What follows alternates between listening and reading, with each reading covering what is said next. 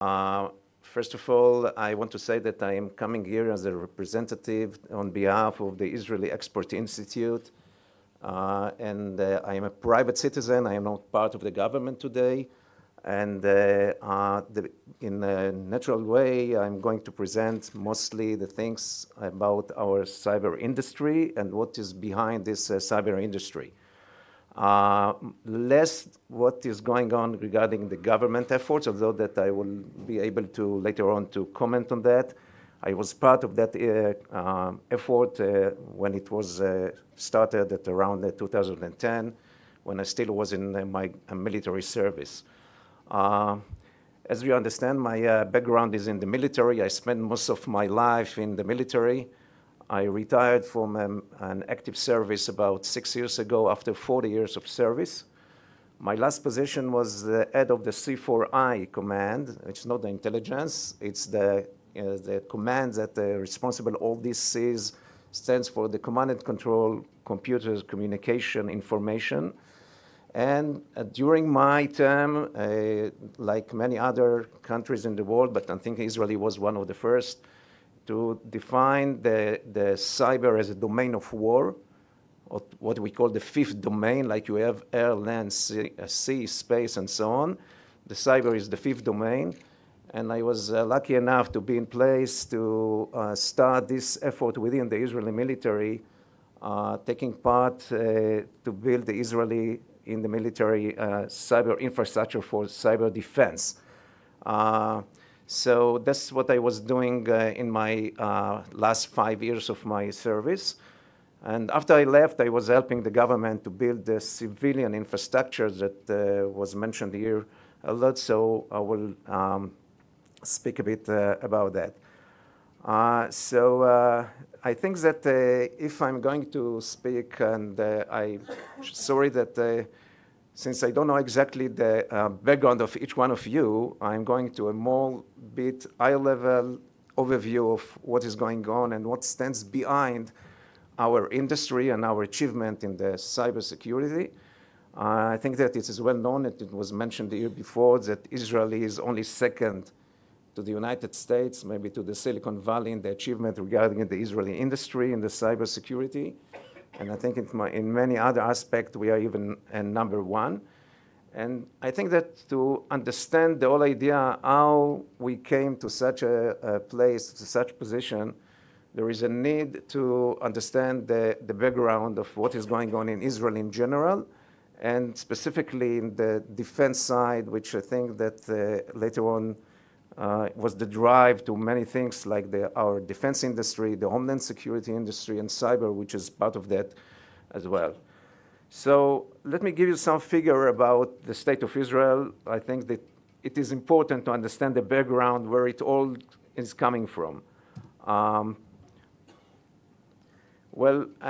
As you know, as a major general, or as a general, a military person, and I see here some person with uniforms, usually when you start, first of all, you take the map.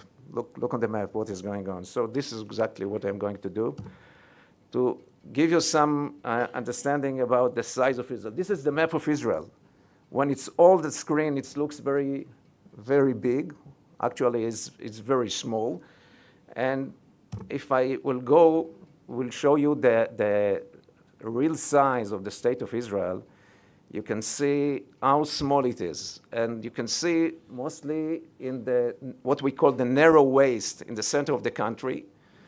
By the way, where most of the Israeli population, 70% of our population, and most of our industry is within very, very narrow waist, where the width of the state of Israel is less than 9 miles. Okay, actually almost nothing.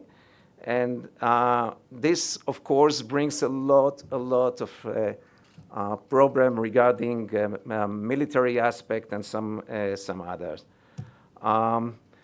This is our neighborhood, okay? When we look on our neighborhood, which is not the best neighborhood in the world, you can see that we are surrounded by many other, actually hundreds of millions of countries, mostly hostile to us. And still, if you can look on that, I think the numbers are very small here, but Israeli, regarding 22,000 square kilometers, regarding to state with 1 million or Saudi Arabia with 2 million square kilometers, the magnitude and the difference is really unbelievable. Still, if you look on the GDP, we have something to be proud. Besides Saudi Arabia, because of the oil, I think that we are far, far above most of the economy around. And this is something that really we have to be proud of. Now, just to give you some bit of proportion, I think that most of you know what is this map, okay? This is the United States. The blue side there is the proportion of the state of Israel regarding the map of the United States. There is a say that if you take the higher point of the map of Israel and put it in San Francisco, you don't get to Los Angeles. For American, it makes a lot of sense. For other, I don't know. Beside that, what I can tell you is that, Israel just in last May celebrated this 70 years of independence. And since the first day of our independence, the first war started in Israel in the same day that we declare our independence. And since then, we passed 6 wars and many endless low intensity, medium intensity, high intensity conflict, all wave of terror attacks, whatever you want. And this includes all kind of things from suicide bombers, from whatever. And in the last years, we have also some activity even in the cyber defense, which is, as I said, it's became a domain of war. So what is the idea that, by the way, this is the proportion between Israel and the United States, just to understand. So the understanding that everything in Israel actually became out of necessity and in many aspects out of existential necessity. This is really the drive to understand why a lot of the things that we have done, we didn't do it just to make some better business. We have done it because we need it. We needed to stay and to protect our nation in this very hostile environment. And this is, as I said, this is the background also for our cyber industry per se.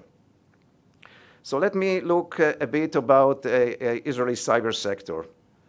I think that the first thing, before I'm going to dig into what is going on in our cyber industry, is better to see something about the past, because if you want to predict, to understand better the future, it's a good way to look what is going on in the past. And I'm talking globally, not specifically on something that related specifically to Israel, but I think although that some of the things that I'm going to mention looks like history, all of them, really all of them are still very, very relevant today, and we have something to learn from that.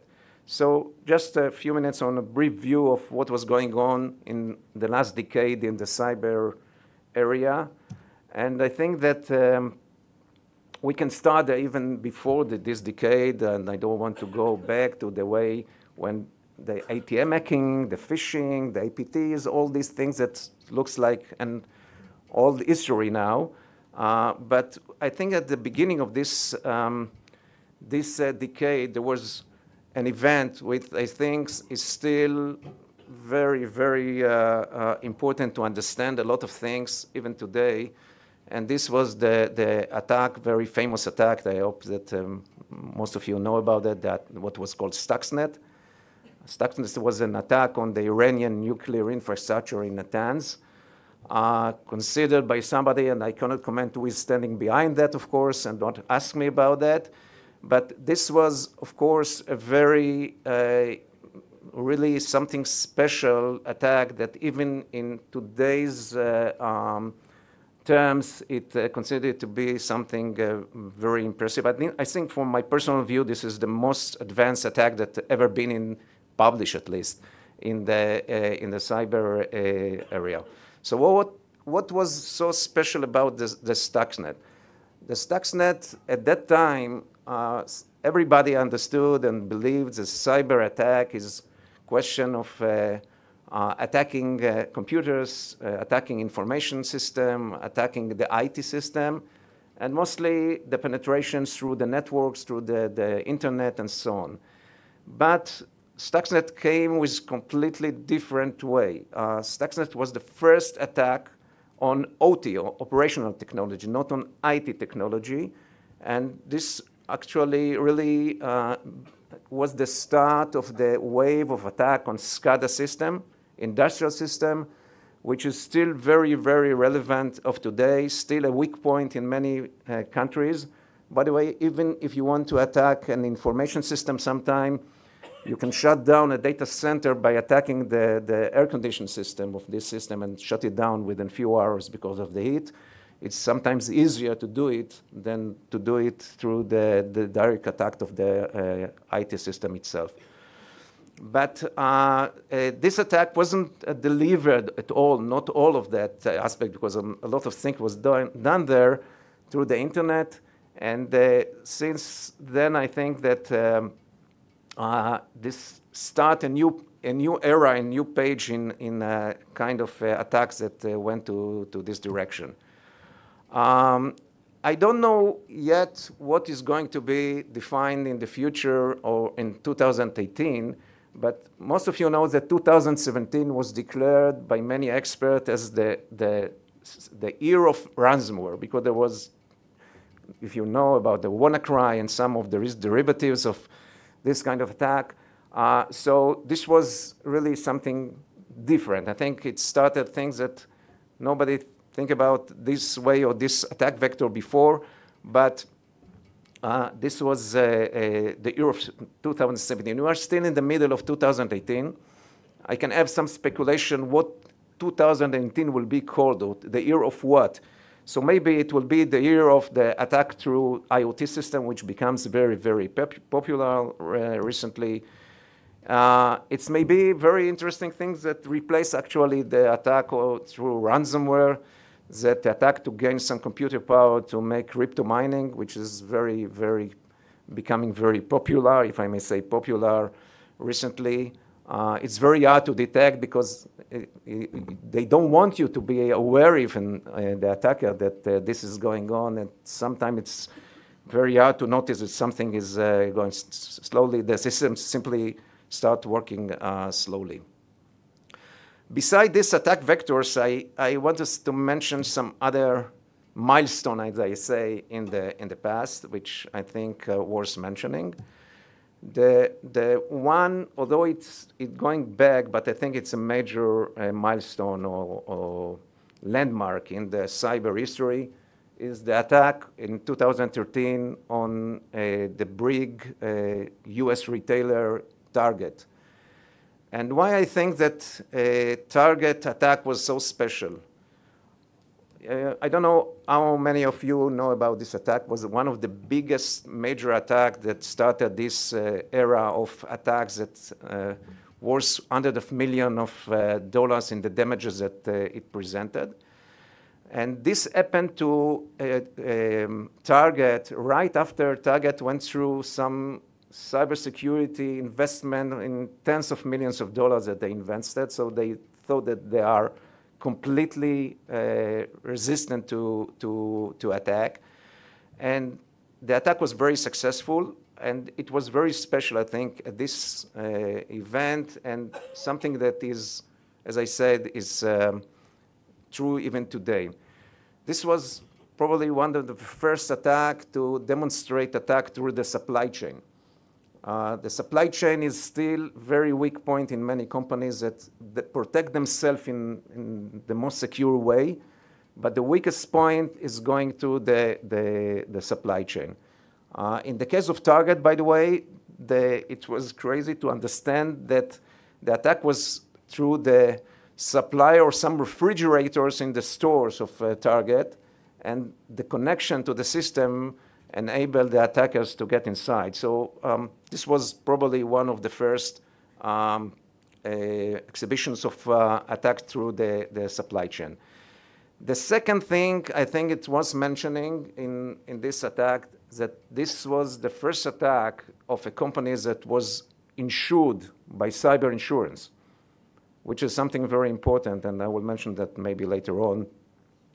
And actually, the companies that insured it was AIG and consortium of some other cyber insurance company. They cashed totally the all insurance policies that they had there in around $160 million. And this was a disaster for the insurer. They almost lost all the money that they gained in the last 2 years before from the policies that they sold in cyber insurance. And what happened after that this gave a kick to a lot of technology for cyber insurance, because the cyber insurance company started to understand that they really don't have a good way to measure the risk on the cyber policies that they are selling. I myself was in that place to help with some risk assessment, sophisticated risk assessment system. I think this is true even today. Still, risk assessment is tricky, very hard to get. And the cyber insurance industry right now, in a market of about $5 billion premiums of cyber insurance sold yearly, it's on the going up and up, and estimated to go up to $20 billion within a couple of years.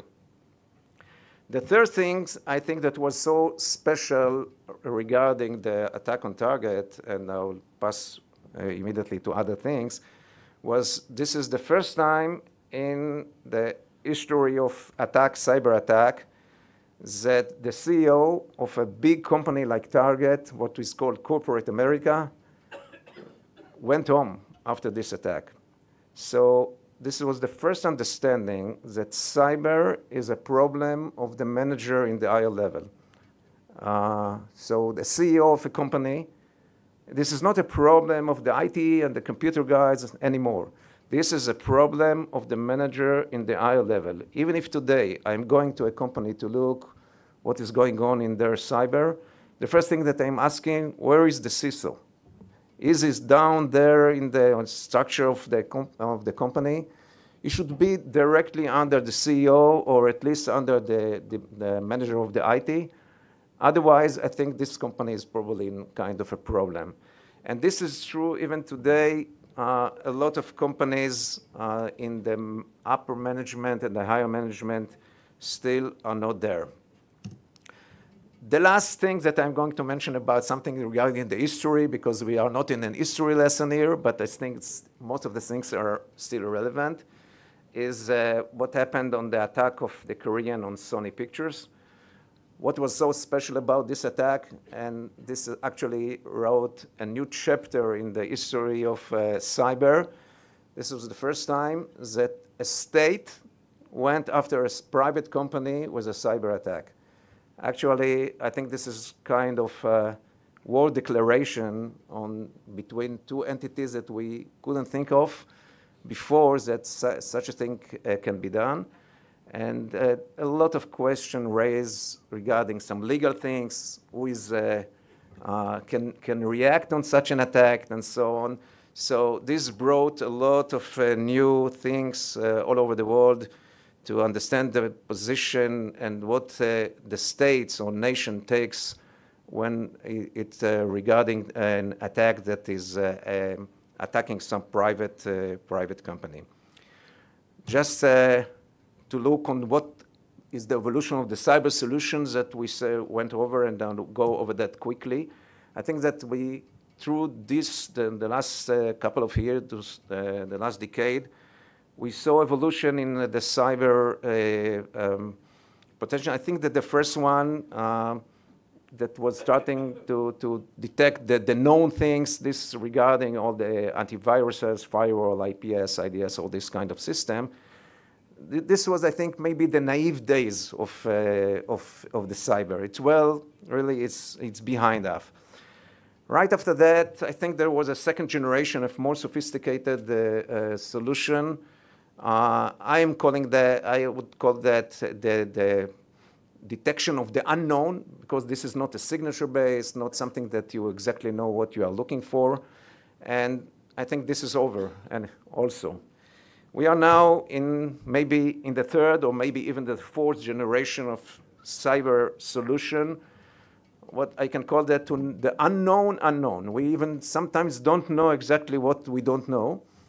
And this forces us to actually give something that should be threat agnostic.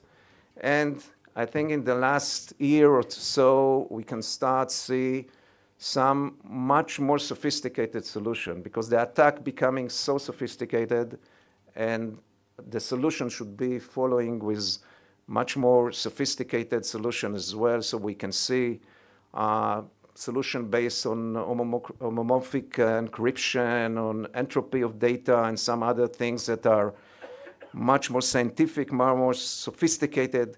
We call it the Iron Dome. We have the system against missile, very well known, Iron Dome. So we are thinking about building a completely robust system like a dome that will protect. This is the thing between the third or the fourth generation of solution. I think I don't want to go over all these facts that are very well known.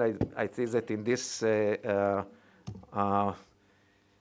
event, most of the people I know most of these facts without me mentioning, but at least the one that is now on the second line, I think it's amazing to still see each year, and this is a report that from 2017, that it's repeat every year, that the time between an attack to the time between the days that you know that the attack was discovered is almost half a year.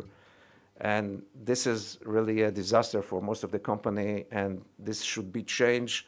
And I will skip on the other things because of the time. Last thing, to get the overview on the total market.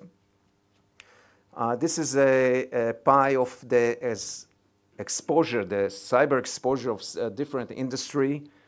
What was surprising for me to see that I was expecting to see the financial sector number one. The truth is that according at least to this report, this is not number one, because some of the effort that was done and the regulation in the financial industry gives some protection, and there are some other industry. But anyway, you can find yourself in this pie, and the understanding that everybody is exposed nowadays to the attack. So what are the numbers that are of all these things? And within a second, I will get to the Israeli part of that. Globally, international market was 2015, $75 billion. It's going to be, according to most of the experts, something like 170 billion. I heard some other numbers that one should. Everything is true probably. Right now, the estimation that it is a market of around $100 billion, which is really impressive. And if we look on what is the most developing sub-market, I think that most of the effort is going to mobile security and the cloud security, which is very natural. Now I want to jump to see what is going on in Israel industry. As we said, we have something to be proud of. What is the most important thing to understand in Israel is our ecosystem, because everything, and I think that the ambassador explained in a very nice way, we have a really unique system in Israel. It's mostly start from, we call it triangle, we will see in a minute a triangle here, that it very, very much influenced from the things that are being done in the military, mostly in some specific unit, very well-known unit 800, on other units that I was commanding in the past, and most of the knowledge, technology, and more important, the founders and the human capital that is building all these startups, and not only startups, are coming from the military units. But we have also very strong academy. in Israel. We really have to be proud in our academy, which contributes a lot to many things, but also to the cyber domain. Just to give you a rough number, we have 9 universities in Israel, 52 colleges. 6 Israeli scientists already won the Nobel Prize, by the way. We rank number 3 in the world regarding the amount of citizens that have academic degree. It's about 20%. And more, I think, impressive is the fact that in Israel, the number of scientific papers published in the world, per capita, Israel is number 1. Although that you remember that we are only 0.1% of the world population. In the geographically, I think we are even much less. The industry is another part, as I already say, that this is very innovative and strong industry, and you're going to be presented within a few minutes some of those industries are going to present. So this is the triangle, but this is not 3-part system, this is 4-part system.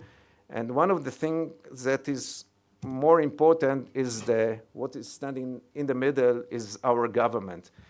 You know, I think that in most cases, usually government interventions considered to be something negative. In the case of cyber, not only in cyber, in Israel, the government involvement is something that really drive all this field and all this industry very, very strong ahead. So what we got from all these things? We got about 5, actually it's written here 400, the number I just saw last week, the number of companies registered in the Israeli Export Institute is 497. There may be more, but not everybody is registering. So we have about 400 different companies in all levels, in all sectors of the cybersecurity. And we actually capture 5% of the total global market in cybersecurity, which I think it's only second to the United States. This didn't start just now. The truth is it has a long history, starting back in the 90s. On the left, I don't know how many of you that the first antivirus was invented in Israel. This is the company with the logo on the left. It was so old, it's black and white still, this logo. And then we have our flagship. This is Checkpoint, which is very well known. I think it's we are proud of that, and a lot of other big companies that went through the crisis of the 2000. The very nice effect just to see here, you see Sayota. Sayota, it's anti-fraud, very well known, a very good company. That one of the founders of this company, named Naftali Bennett, after the exit, entered into politics now in the Ministry of Education. And I think that the connection between education and all our ecosystem, that it is a founder of cybersecurity system, say something beside the other facts. What we also have, about 40 multinational companies that open an R&D center in Israel. Actually, any major industry company around the world, or mostly the Americans, have an R&D center. Some of them are very big. For example, Citibank has a huge R&D center, a few hundred of people, but it's true for Microsoft, IBM, you see all these things. Just to look on the financial data, I already mentioned that we have about 5% of the total market.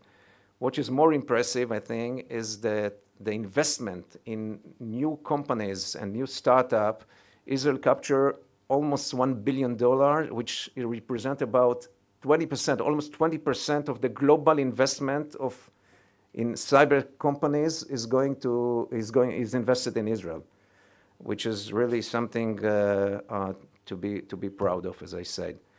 What is more even than that is the report that Gartner's publish every year. They have what they call cool vendor, which mostly represent innovation. And I think that this is even more impressive, that 40%, and it's every year is repeating, of the cybersecurity cool vendors are Israeli companies. So this is the total number. I will go quickly to show you some of the Israeli company in the separate sectors. We have all these sectors, but we have some others, of course. So if you are going about the banking, I am quite sure that part of you can recognize some of the logos. Because of the time, I will go really quickly by. These are companies that are deal only a sample of companies that deals with critical infrastructure. Waterfall, for example, that's represented here is the companies that protects most of the electric and nuclear plants, even in the United States. And government and military, this is the place where the giants are, like Rafael, Cyberbit, Elbit, IEI, all these companies, of course, checkpoints that I mentioned already. And it's going and it's going on, and I will go quickly. I cannot go and finish without mentioning what our government is doing. I think that this is very interesting for a lot of the things that you are going to do here. Just 2 minutes about that, although this is reserved much more than 2 minutes. First of all, I think that we have to get the credit in what is going on here to our Prime Minister. I think it's the most cyber-aware Prime Minister in the world.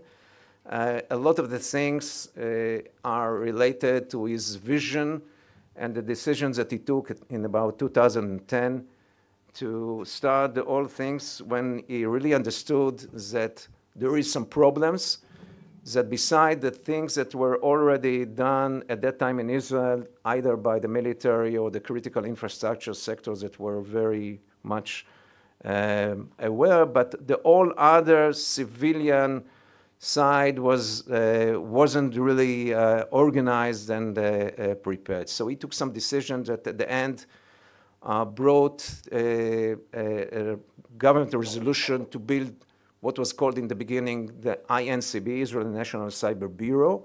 Right now it's called the INCD, the Israel National Cyber Directorate, a very, very profound organization that actually took all the efforts to coordinate what is going on in the civilian side. And this means a lot of things regarding the education, and we have programs for education from the age of 13 up to the universities all over. The building of research centers in the academia, the promotion of the industry and to leading the industry, and some R&D effort that is being done with the coordination of the government. This is the infrastructure. We will be able to elaborate if there will be some question about that, how it works. I know that the people were here and presented it. This is the infrastructure. There is also part of the active systems that is based mostly on the Israeli cyber set, but that was part of that organization. One nice thing to know that beside the Israeli regular national cert, we built in Israel very, very efficient, what we call financial cert. It's another cert specifically for the financial sector and the banking, that is taking care of the continuity and coordination specifically for the cyber of the banking, the insurance companies and all credit cards and so on. Making them share information and coordinate the whole efforts in a very efficient way within Israel, and also cooperating with a lot of organizations around the world. There are at least 25 banks around the world that coordinate with this financial set in Israel, exchanging cyber threats, information, and so on. And from here, I invite you to look at that and to even consider participating in that. Nothing to lose, only something to win. I will bypass here our concept of operation because of the time, but what I can say is that we really taking all that we have done in Israel, and we are offering this mostly to all over the world, but specifically to countries like Chile, that we think that it is more than just to doing business. It's to offer to allies and to friendship countries like Chile and Israel, that I think this is the right definition for Israel and Chile, to do the things in the right way. I know that things are already done, and it was mentioned before, and just I'm inviting everybody to take advantage of that and to be able to let us help wherever it is being possible.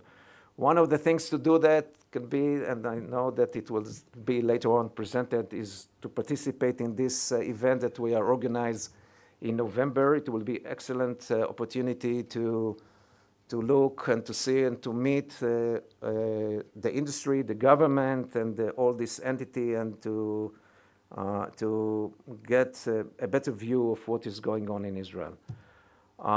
Just before I leave, some tips to remember that it's always true.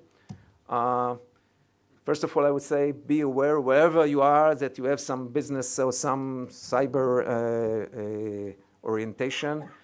It's, I think, very disturbing to see that awareness, although that everybody thinks that everybody is aware, mostly in the SMBs, the small, medium businesses, the awareness is not still there. A lot of small businesses don't think that cyber is related to them, or that they don't really sometimes understand the value of the data that they possess. So I say be aware, be prepared, take all this solution and the things that we, not only we, but of course from here I will promote the Israeli industry, take whatever needed, don't save here. By the way, in Israel, there is a decision by the government that each of the ministry have to show that at least 8% from the IT budget should go to cyber products. Why 8%? This is not a magic number, but this is a number to symbolize even to the private sector. Look, this is a standard. This is a reference number. So look to see if you are in the right place. I also say that you have to cooperate. Nobody can work together alone today. Gone the days that you can resist without sharing, without cooperation, either locally or internationally. You cannot go you are not going to, you are going to stay behind, I may say. And I want to say another thing regarding a military phenomena that every military person probably know, that what is called in the military terms that your first defense line will always be breached. This is really true for a physical domain, but it's true to the cyber domain as well. So assume that even though that you put everything, be prepared what will be done after. Do BCP, DRP, all these things that you have to do in order to minimize the damage after the attack. Sometimes the damage, because you don't manage the event in the right way after the attack, is contributing most of the value to the damage that a company or entity suffer. And before I leave, we are talking so much here on technology. I would like to say that it's not all about technology. There are things that are not technology and can be done and then good to be done that really, really can help. I already mentioned cyber insurance, which is, to do it, you need a technology for anybody. This is a tool to minimize the risk that you take in the cyber. So this is something that you have to see if this is on your agenda or not. Training, simulation, a lot of things can be done. I'm not talking about training for the technician. I'm talking about training for the executives to know how they took the right decision And the event that you have here is can be interrogated to see if the decision taken by the higher level administrator was the right decision. And that's all. Again, I invite you to participate. Thank you for having me here today, and I wish you good luck.